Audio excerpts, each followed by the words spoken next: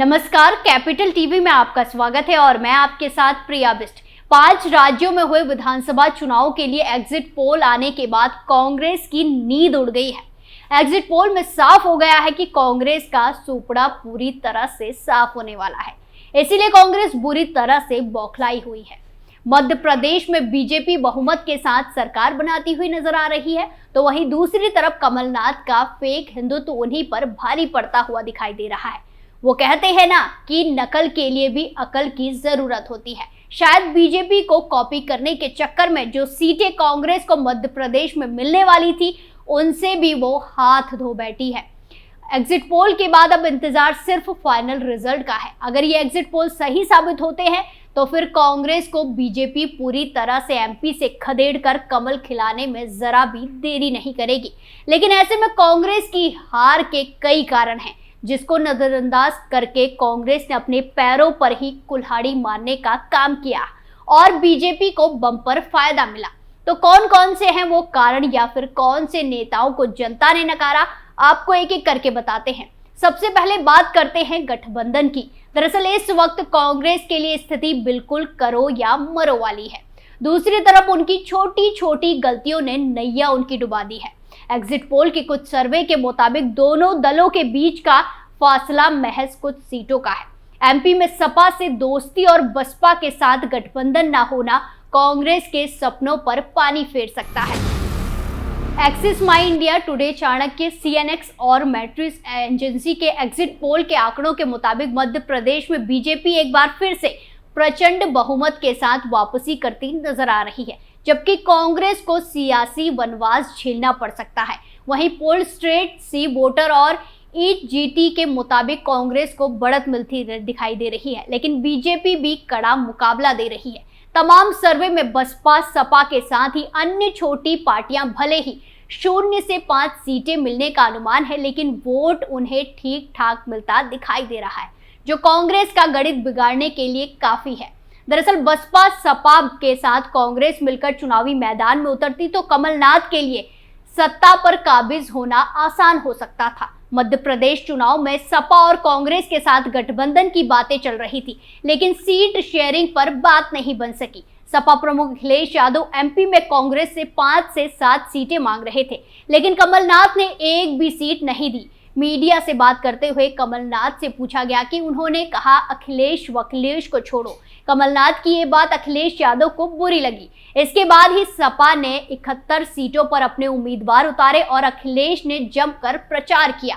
2018 में सपा 1 सीट जीतने में कामयाब रही, जबकि 2003 में सपा को 7 सीटें मध्य प्रदेश में मिली थी। वहीं मध्य प्रदेश की सियासत में बसपा का अपना सियासी आधार है। बसपा ने गोंडवाना पार्टी के साथ मिलकर चुनाव लड़ा था। 178 सीट पर बसपा ने प्रत्याशी उतारे हैं, जबकि 52 सीट पर गोंडवाना गणतंत्र पार्टी चुनाव लड़ी है। पिछले चुनाव में बसपा 2 विधायकों के साथ 5% वोट पाने में कामयाब रही थी। बसपा ने इस बार कांग्रेस और बीजेपी के तमाम बागी नेताओं को चुनावी मैदान में उतारकर 2 दर्जन से ज्यादा सीटों पर त्रिकोणीय मुकाबला बना दिया। एग्जिट पोल के सर्वे में बसपा को 3 से 4 सीटें मिलने का अनुमान है। एक्सिस माई इंडिया से लेकर तमाम दूसरे सर्वे एजेंसियों ने भी बसपा को 6% से लेकर 8% तक वोट मिलने और 2 से 5 सीटें मिलने की संभावना जताई है। वोट शेयर में कांग्रेस और बीजेपी के बीच 6% का अंतर दिख रहा है। कांग्रेस को 41 और बीजेपी को 47 वोट मिल सकते हैं। बसपा के 6% और अन्य को 6% वोट मिल सकता है। अगर कांग्रेस और बसपा मिलकर चुनाव लड़ते हैं तो कांग्रेस के वोट और सीट में बड़ा इजाफा हो सकता है। कांग्रेस और बीजेपी दोनों के बराबर 47% वोट हो सकते हैं। ऐसे में कांग्रेस टक्कर ही नहीं बल्कि सत्ता में वापस आ सकती है। 2018 में बीएसपी कांग्रेस सबसे बड़ी पार्टी बनकर उभरी थी, लेकिन बहुमत से दूर रह गई थी। ऐसे में कांग्रेस ने बसपा और सपा विधायकों के सहयोग से सरकार बनाई थी। पिछले चुनाव में सपा ने 1 सीट के साथ 1.30% वोट हासिल किए थे। इतना ही नहीं, बसपा सपा ने पिछले चुनाव में 20 सीटों पर त्रिकोणीय मुकाबला बना दिया था, जिसके चलते ही कांग्रेस बहुमत से दूर रही थी।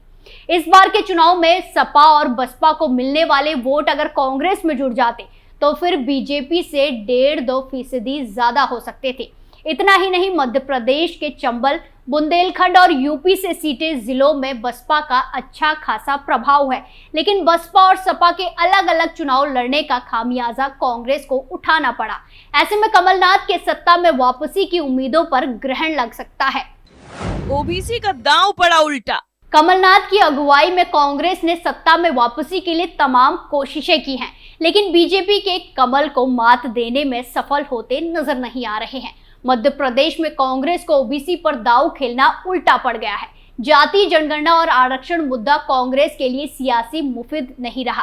राहुल गांधी के हर रैली में इन मुद्दों को उठाने से लगता है कि एमपी में कांग्रेस का परंपरागत सवर्ण वोटर भी छटक गया।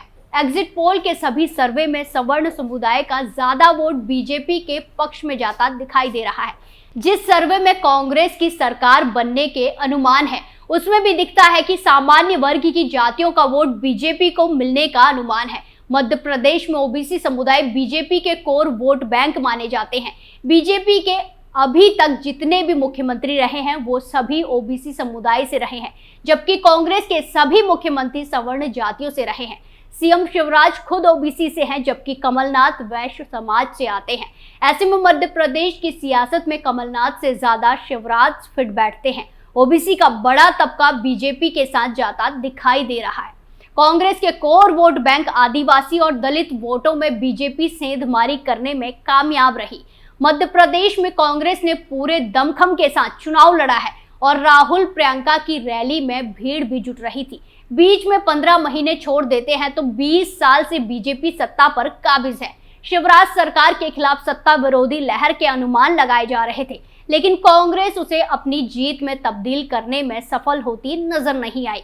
इसके पीछे एक बड़ी वजह यह रही कि बीजेपी की अपेक्षा कांग्रेस संगठन काफी कमजोर माना जाता है।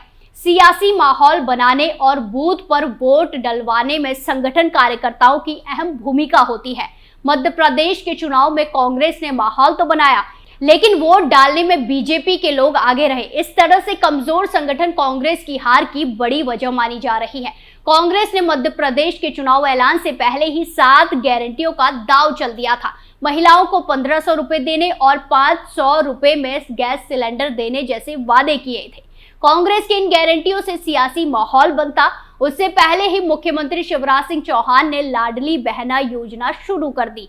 सूबे की 1,31,00,000 महिलाओं के खाते में 1250 रुपए की 2 किस्तें भी जारी कर दी। इसी तरह से बीजेपी ने 450 रुपए में गैस सिलेंडर देने का ऐलान कर दिया।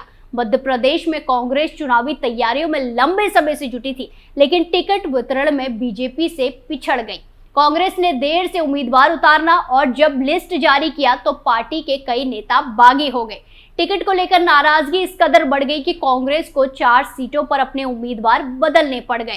कांग्रेस के करीब 20 से 25 बड़े नेताओं ने बसपा, सपा से टिकट लेकर या फिर निर्दलीय चुनाव में ताल ठोक दी थी। कांग्रेस अपने बागी नेताओं को साधने में सफल नहीं रही। माना जा रहा है कि जिसके चलते ही बीजेपी को सियासी फायदा मिलता है और कांग्रेस को नुकसान उठाना पड़ गया।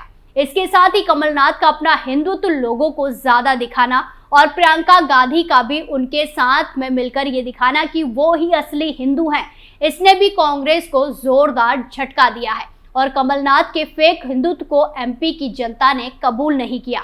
अब आगे क्या कुछ होता है वो तो 3 दिसंबर को सबके सामने आ जाएगा। फिलहाल के लिए हमारे खास शो में इतना ही। देखते रहिए कैपिटल टीवी। नमस्कार।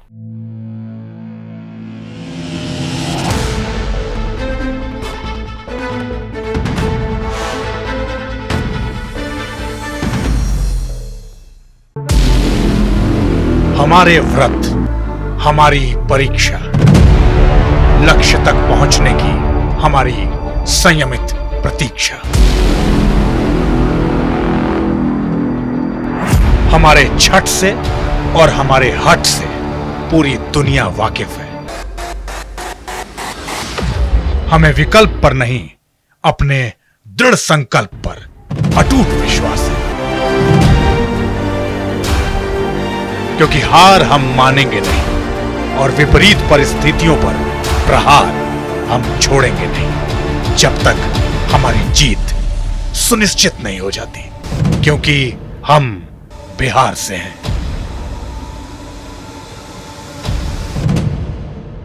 कैपिटल टीवी पर मैं अमित प्रकाश लेकर आ रहा हूं बिहार पर एक ब्रांड न्यू स्पेशल शो। हम बिहार से हैं।